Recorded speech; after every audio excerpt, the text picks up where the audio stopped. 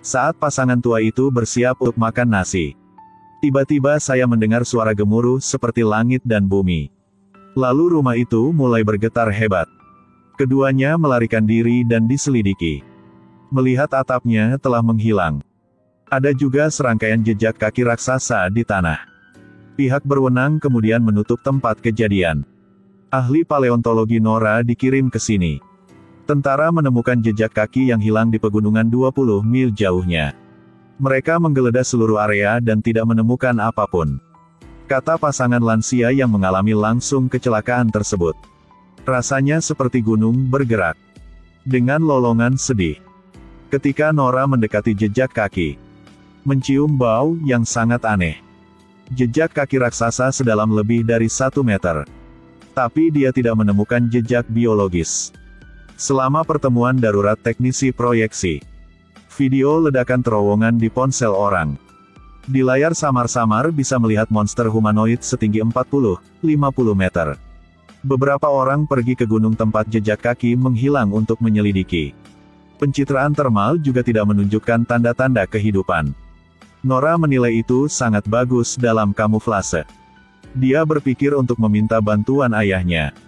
Ayahnya tergila-gila pada hal-hal misterius. Setelah dia melihat bentuk dan tapak kaki raksasa di video tersebut, langsung memikirkan binatang raksasa dalam legenda. Tepat ketika ayah ingin mengungkap kebenaran tentang keberadaan binatang raksasa, dia dikurung di rumah sakit jiwa. Ayahnya tidak sabar untuk pergi ke area jejak kaki yang hilang untuk memeriksanya. Dia terlihat seperti orang gila. Terkadang menggigit beberapa genggam rumput liar. Tapi dia segera menemukan petunjuk. Medan di sini sama sekali tidak cocok dengan peta. Dan Nora mencium bau aneh itu lagi. Tiba-tiba batu di belakang mereka membuka mata mereka. Dia dengan cepat mengingatkan ayahnya untuk melihat ke belakang. Mata raksasa menatap mereka. Penampilan mereka membangunkan monster batu itu. Tekanan kolosal monster itu menakuti mereka dan dengan cepat berlari menuju helikopter. Akhirnya sebelum monster raksasa itu berdiri, semua orang terbang keluar dari daerah itu dengan helikopter. Monster yang terbangun itu meraung marah pada mereka. Panglima segera menghubungi pusat komando dan mengirim kembali gambar binatang raksasa itu. Semua orang terkejut melihat pemandangan di depan mata mereka. Setelah bergegas kembali, ayahnya mengatakan itu adalah monster legenda. Tetapi bahkan melihatnya dengan mata kepala sendiri, Jenderal masih tidak percaya pada legenda monster. Abaikan saran Nora untuk melakukan penelitian terlebih dahulu. Penekanan pada penggunaan kekuatan untuk menghancurkan monster. Nora hanya bisa meyakinkan komandan untuk membiarkan mereka pergi ke tempat kejadian. Segera setelah itu tentara mengerahkan banyak tembakan. Bertarung di jalur binatang raksasa itu. Tentara sangat nyaman. Tidak berpikir dia akan mengalami bencana. Segera Panglima melihat sosok monster raksasa itu. Monster raksasa itu juga mengendus kehadiran mereka. Kemudian tentara mulai menyerang dengan roket. Tetapi untuk batu binatang raksasa tidak berpengaruh. Malah lebih merangsangnya. Komandan segera memberi perintah untuk menembakkan meriam yang lebih kuat. Menembakkan meriam secara terus-menerus hanya dapat memperlambat kecepatannya. Monster itu masih tidak terluka. Melihat binatang raksasa itu bergegas ke arahnya, para prajurit hanya bisa mundur darurat. Banyak tentara kehilangan sinyal dalam kekacauan itu. Nora dan rekan satu timnya tidak dapat melarikan diri dan bersembunyi di bawah pohon.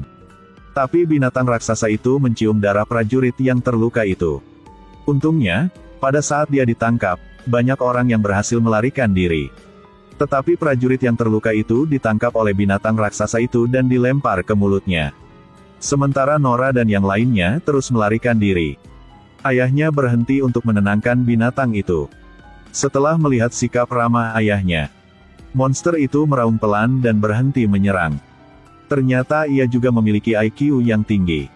Satu tentara di sampingnya tiba-tiba menembak dengan liar ke arah binatang raksasa itu. Ketika berbalik untuk melihat tentara, ekornya secara tidak sengaja mengenai ayahnya. Kemudian prajurit di tank itu ditendang ke tanah. Ayahnya juga ditabrak perahu yang fatal. Setelah troll meminta maaf kepada mereka, dia tidak punya pilihan selain pergi. Ayahnya hanya meninggalkan beberapa patah kata untuk istana raja dan keluarga Nora. Dia menghembuskan nafas terakhirnya dan meninggal dunia. Setelah fajar, binatang raksasa itu tidak bergerak maju. Hanya bersembunyi di lembah. Para prajurit bersiap untuk serangan berikutnya. Mengikuti petunjuk yang ditinggalkan oleh ayahnya, Nora menemukan bahwa dalam legenda, troll akan melempari gereja dengan batu. Dia membenci lonceng gereja. Nora ingin menghentikan monster dengan bel itu. Tapi sang jenderal hanya menganggap itu lelucon. Di bawah bujukan panglima tertinggi, jenderal juga setuju untuk membiarkan mereka mencoba. Tepat setelah itu di taman yang ramai, tanah tiba-tiba mulai bergetar. Monster raksasa muncul. Orang-orang yang ketakutan melarikan diri. Dalam kekacauan. Pada saat ini, bel berbunyi dari jauh. Beberapa helikopter terbang dengan jam besar. Pasti bel itu berpengaruh pada monster. Suara bel di sekitar membuatnya berlutut kesakitan. Tiba-tiba menyambar mobil di tanah dan mulai menyerang. Helikopter itu langsung ditembak jatuh. Sebuah helikopter juga ditangkap dengan tangan. Menembak jatuh pesawat ketiga segera setelah berbalik.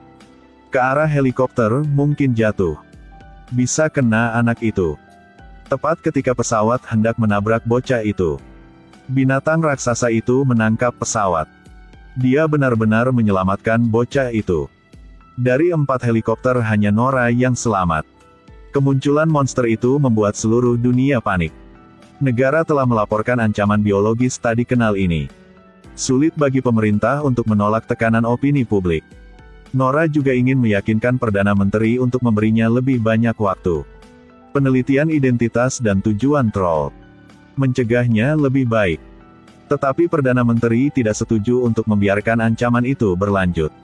Memutuskan untuk memaksa dan menolak permintaan Nora. Pria berkacamata itu juga memerintahkan pengerahan bom nuklir. Di bawah tekanan Perdana Menteri, dia menyetujui rencana itu. Kemudian dia berpidato dan mengevakuasi semua orang. Nora mengetahuinya dalam catatan ayahnya. Nama Sadin muncul berkali-kali. Para sahabat menyebutkan bahwa Menteri Dalam Negeri disebut juga Sintern. Nora ingat apa yang dikatakan ayahnya sebelum dia meninggal. Segera menyuruh orang yang bersamanya untuk kembali.